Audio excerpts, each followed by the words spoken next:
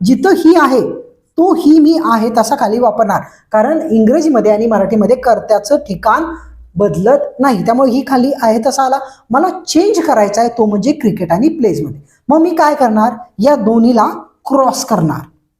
Okay, मग pledge आला इकडे आणि क्रिकेट आला इकडे. या पद्धतीनं तुम्ही कोणतंही वाक्य या पद्धतीनं ट्रान्सलेट करू शकता.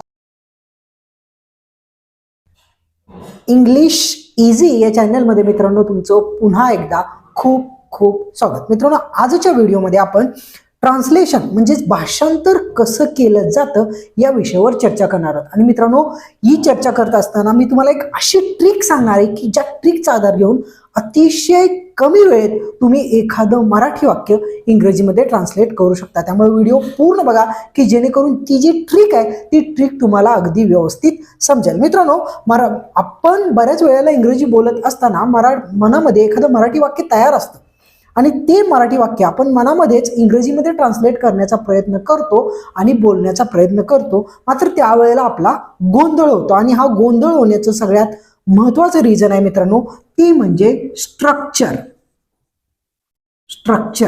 ज्याला आपण रचना असं म्हणतो. मित्रांनो, जर मराठीमधली वाक्यरचना आपण बघायची म्हटली तर ती कर्ता, कर्म आणि क्रियापद या प्रकारची असते.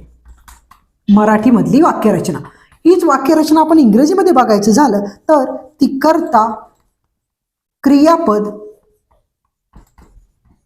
आणि कर्म या स्वरूपाची असते. म्हणजे या दोन्हीमध्ये मित्रांनो हा फरक आहे. त्यामुळं मराठीमधलं आहे तसं वाक्य आपण इंग्रजीमध्ये करू शकत नाही, कारण इंग्रजीमध्ये क्रियापद 2 नंबरला येतं तर मराठीमध्ये कर्म 2 नंबरला येतं. त्यामुळं आपण आहे तसं मराठी वाक्य इंग्रजीमध्ये ट्रान्सलेट करू शकत नाही. मात्र ही ट्रान्सलेशन करण्याची अतिशय सोपी पद्धत मित्रांनो मी तुम्हाला या व्हिडिओच्या माध्यमातून सांगणार आहे. आता ती पद्धत कोणती आहे बघा. मित्रांनो, ज्या वेळेला एखाद्या वाक्यामध्ये फक्त 2च शब्द असतील, फॉर एक्झाम्पल ही प्लेज, एखाद्या वाक्यामध्ये फक्त 2च शब्द असतील तर त्याचं ट्रान्सलेशन करणं एवढं अवघड नसतं. ज्या वाक्यामध्ये कर्ता आणि फक्त क्रियापद वापरलेलं असतं, कर्ता आणि क्रियापद. आता हा कर्ता आणि क्रियापद आहे, त्यामुळे कर्ता आणि क्रियापद एखाद्या वाक्यामध्ये वापरलेलं असेल तर त्याचं मराठी ट्रान्सलेशन करत असताना ते या पद्धतीने केलं जातं बघा. तो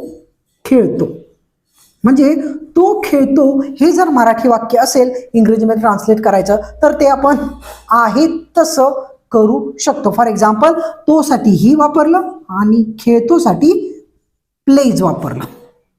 याचा अर्थ 2 शब्दांचं ज्यामध्ये कर्ता आणि क्रियापद वापरलेलं असेल ट्रान्सलेशन करणं अतिशय सोपं असतं. मात्र ज्या वेळेला मित्रांनो तिथं 3 शब्द वापरलेले असतात, एक्झाम्पल, तो क्रिकेट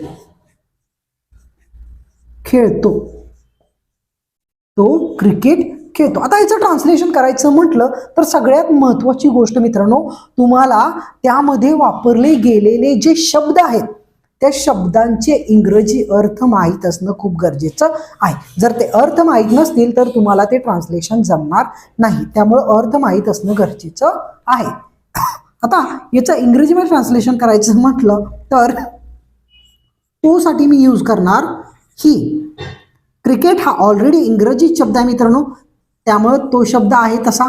आणि खेळतो ज्याला इंग्रजीमध्ये प्लेज असं म्हटलं जातं. आता तो क्रिकेट खेळतो मित्रांनो, याचा इंग्रजीमध्ये मी वर्ड्स घेऊन केलेलं वाक्य झालं ही क्रिकेट प्लेज.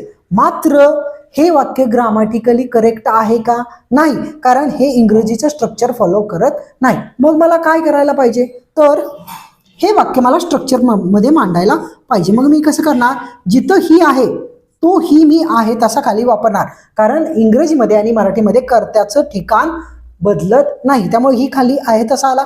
मला चेंज करायचा आहे तो म्हणजे क्रिकेट आणि प्लेजमध्ये. मग मी काय करणार, या दोन्हीला क्रॉस करणार. ओके, मग प्लेज आला इकडे आणि क्रिकेट आला इकडे. या पद्धतीनं तुम्ही कोणतंही वाक्य या पद्धतीनं ट्रान्सलेट करू शकता. तुमच्याकडे मराठी वाक्य असेल ठीक आहे, त्याचं इंग्रजी वर्ड शोधून ते वर्ड्स फक्त तुम्हाला काय करायचे आहेत, असे क्रॉस करायचे आहेत. आणि हीच ट्रिक आहे मित्र. या पद्धतीनं तुम्ही जगातलं कुठलंही वाक्य मराठीतलं इंग्रजीमध्ये ट्रान्सलेट करू शकताय. आता ठीक आहे मित्रांनो, याच्यामध्ये फक्त 3 शब्द आहेत, या वाक्यामध्ये 3 शब्द आहेत. एखाद्या वाक्यामध्ये जर 4 शब्द आले तर ते वाक्य कसं ट्रान्सलेट करायचं ते सुद्धा तुम्हाला सांगतो. एक्झाम्पल, तो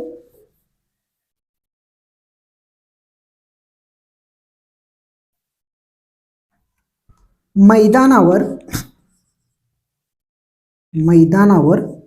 क्रिकेट खेळतो. तो मैदानावर क्रिकेट खेळतो. ठीक आहे. आता हे जर वाक्य बघितलं तर 1 2 3 4 शब्द माझ्याकडे आहेत आणि या 4 शब्दांना मला काय करायला पाहिजे, इंग्रजीमध्ये ट्रान्सलेट करायला पाहिजे. तर ठीक आहे, तो साठी मी वापरलं ही मैदानावर. आता मैदानसाठी शब्द वापरला जातो मित्रांनो ग्राउंड. मैदानसाठी शब्द वापरला जातो ग्राउंड. आणि ज्या वेळेला वर म्हटलं जातं त्यावेळेला त्याला वापरलं जातं ऑन.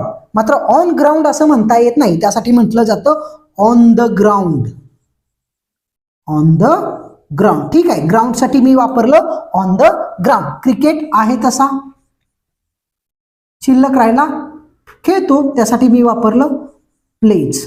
ओके, आता ही on the ground cricket plays. आता अशा वेळेला काय करायचं, ठीक आहे, माझ्याकडं ज्या वेळेला 3 शब्द होते त्यावेळेला मी क्रॉस करून त्याचं भाषांतर केलं. मात्र इथं ज्या वेळेला ही सोडून एक्स्ट्रा 3 शब्द उरतात, हा एकच ग्रुप आहे मित्रांनो. याच्यामध्ये जरी 3 शब्द असले तरी हा एकच ग्रुप आहे, ज्याचा अर्थ मैदानावर असा होतो. त्यामुळे याला आपण एकच युनिट पकडायचं, क्रिकेट प्लेज. ठीक आहे, आता हे 3 शब्द शिल्लक राहिलेले आहेत. मग मला काय करायला पाहिजे, या 3 शब्दाचं ट्रान्सलेशन करायला पाहिजे. मग मी काय करणार, ठीक आहे, क्रॉस प्रमाणे ठरल्यासारखं ऑन द ग्राउंड येईल वाक्याच्या शेवटी, प्लेज येईल इथे, आणि परत या 3 शब्दामध्ये जो शब्द शिल्लक राहिलेला आहे तो शब्द आहे त्याच ठिकाणी मी यूज करणार. ओके, जो शब्द म्हणजे मी फक्त क्रॉस शेवटच्या आणि कर्त्यानंतर आलेल्या शब्दाचं केलेलं आहे, हे लक्षात ठेवा. ज्या वेळेला तुमच्या वाक्यामध्ये असे शब्द असतील त्यावेळेला जो शब्द शेवटी आलेला आहे तो तुम्हाला कर्त्यानंतर घ्यायचा आहे, आणि जो शब्द कर्त्यानंतर आलेला आहे तो तुम्हाला शेवटी घ्यायचा आहे, आणि जो शब्द मध्ये आहे तो तुम्हाला आहे तसा मध्यभागी घ्यायचा आहे. याच प्रकारचं अजून एक वाक्य बघूया.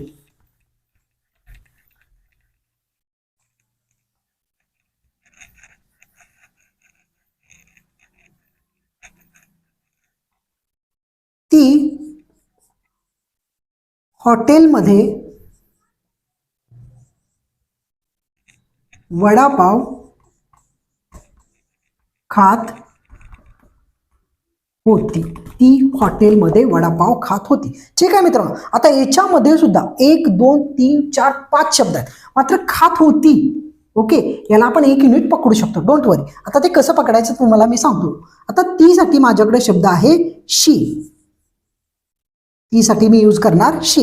हॉटेलमध्ये, ओके, हॉटेलमध्ये. आता हॉटेल हा सुद्धा इंग्रजी शब्द आहे, त्याच्यामध्ये बदल होणार नाही, पण मध्ये साठी काय वापरायचं, इन. ओके, पण आपण इन हॉटेल असं म्हणू शकत नाही, तर आपल्याला म्हणावं लागतं इन द हॉटेल. कारण या प्रकारचे ज्या फ्रेजेस असतात मित्रांनो, त्या फ्रेजेसमध्ये द मध्यभागी वापरलं जातं. ओके, तर हॉटेलमध्ये साठी मी वापरलं इन द हॉटेल. वडापाव मित्रांनो, वडापाव हा शब्द इंग्रजीमध्ये ट्रान्सलेट आहे तसा केला जातो, कारण हा ऑक्सफर्ड डिक्शनरीमध्ये सुद्धा वर्ड घेतलेला आहे, त्यामुळे त्याच्यासाठी इंग्रजी वर्ड नाहीये, तो आहे तसा शब्द इंग्रजीमध्ये वापरला जातो.